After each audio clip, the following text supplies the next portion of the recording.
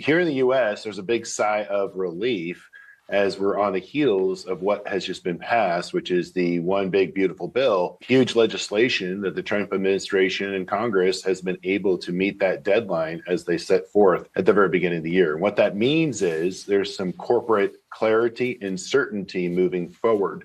Clarity and certainty for the consumer. They're going to know what their tax rate is moving forward.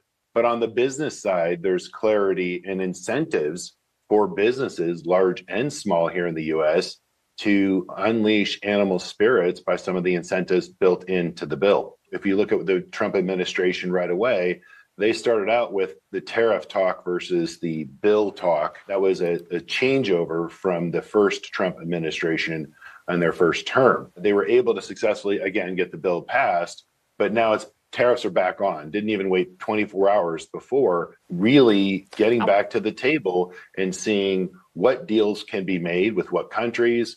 Obviously, we've seen copper in the last 24 hours, and now we're looking at pharmaceuticals and dead sites later down the pike. I think at the end of the day, you have to really realize that all of the headlines are one thing, but the reality is another. And I think the market now, by not a huge sell-off and just kind of grinding out where we are and coming off of our April lows and just kind of being in suspended animation, taking a sigh of relief, is a welcome sign that they know that they're going to allow time, the market's going to allow time for the administration to work out and see through some of these headlines.